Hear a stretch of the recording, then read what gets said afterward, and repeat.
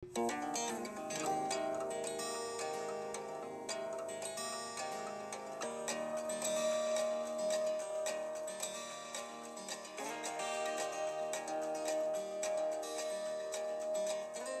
maganda dito sa Mindanao, napakarami pa ring mga unexplored na lugar.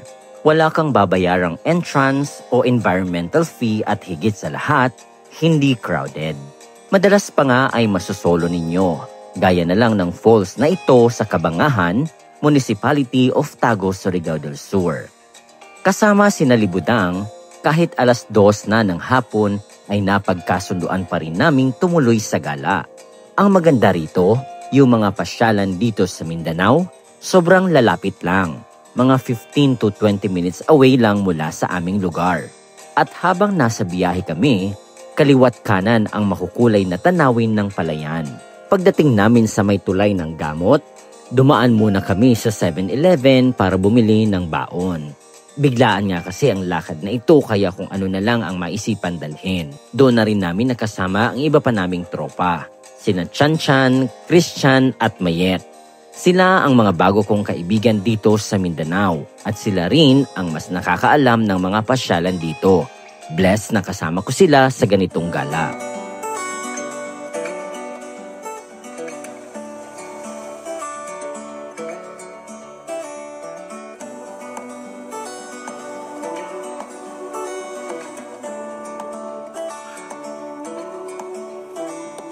Look ahead, the sea is calm, and I know we've been through a lot, but just wait.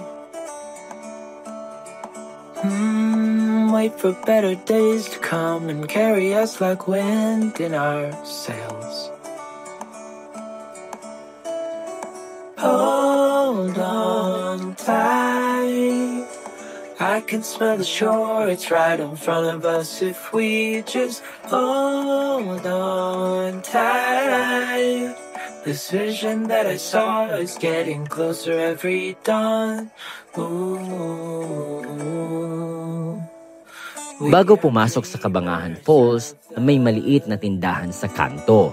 Dito muna kami bumili ng mga inumin. Ang sarap tumambay dito dahil green na green ang paligid. Malayo ang natatanaw, napakalawak ng bukirin. Nakakagulat pa, may naliligo sa gilid. Pagtingin ko sa tubig, sobrang linis at malinaw. Kaya naman pala, kahit ako di ko may iwasang magtampisaw kung ganito kalinaw ang tubig. Ilang minuto mula roon, narating na namin ang bungad ng falls. Akala ko, eto na mismo, pero kailangan pa pala naming umakyat para marating ang pinaka-falls.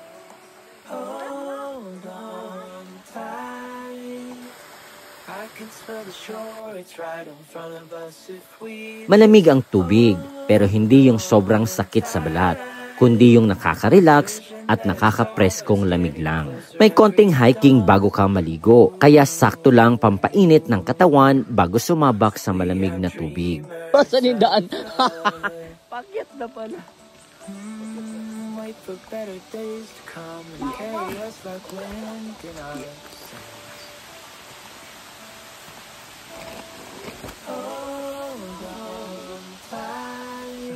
Habang umaakyat, maririnig mo ang tunog ng agos ng tubig. Makikita ang lunti ang paligid at ang naggagandahang rock formations. Nakakagulat din na yung mga batong tinatapakan namin ay hindi madulas.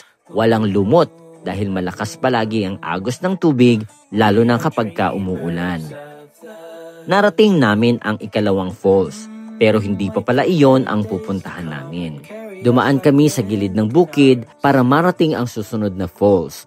Doon may nadaanan kaming malinis na bukal ng tubig na pwedeng inumin. Walang amoy, walang lasa, talagang malinis.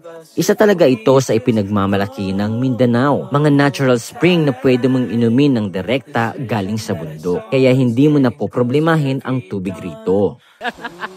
Bakit? Kanina sa Lanong sana nag-try ako. Ah, meron doon? Meron sa binyag. May handa. Nagluto sila ng sawa? Paano? Pagdating sa ikatlo at ika-4 na falls, dito na kami mananatili.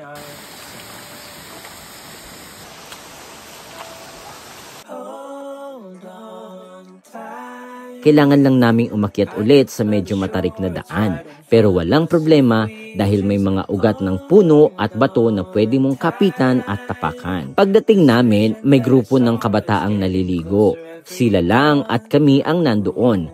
Ang saya ng banding nila. Wala kasing entrance fee kaya tipid. Banding lang ang puhunan. Walang cottages dito, kaya kanya-kanya kaming pwesto para sa gamit at baon. May malalim na parte, lampas tao, nasa mga 10 to 12 feet siguro. Kaya pwedeng tumalon dito pero siguraduhin lang na nasa gitna ka tatalon. May mga parte rin na mababaw, hanggang bewang, at kasya lang ang isang tao. Para sa mga hindi marunong lumangoy, pwede ka na dito. Siyempre, hindi mawawala ang tawanan, kwentuhan, tsismisan at kainan.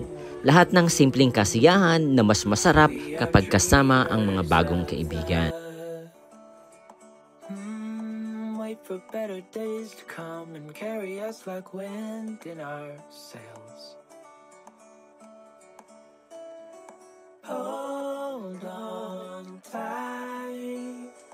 I can smell the shore, it's right in front of us if we just hold on tight. In-explore pa namin ang unahan ng lugar at may nakita kaming tipak na malalaking bato na parang kuweba. Talagang mapapaisip ka kung ano pa kaya ang mga sekreto ng lugar na ito.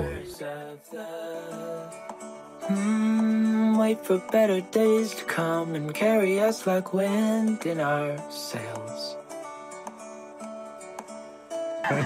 Hold on tight.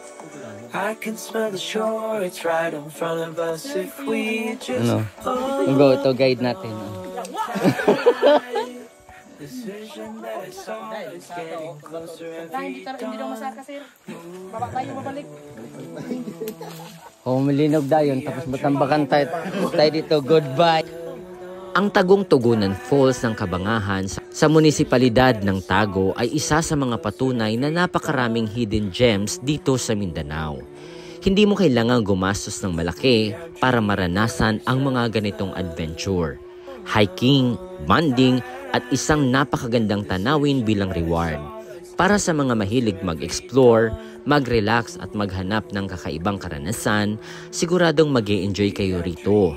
Kaya kung may pagkakataon, isama nyo sa itinerary ang munisipalidad ng Tago at tuklasin ang mga tagong yaman ng Surigao del Sur. Hinding-hindi sayang ang pagod ninyo dahil sobrang sulit at sobrang lilinis pa ng mga libreng pasyalan dito. Look ahead, the sea is calm, and I know we've been through a lot, but just wait. Wait for better days to come and carry us like wind in our sails. Hold on tight. I can smell the shore, it's right in front of us if we just hold on tight. This vision that I saw is getting closer every dawn. Ooh. We are dreamers of the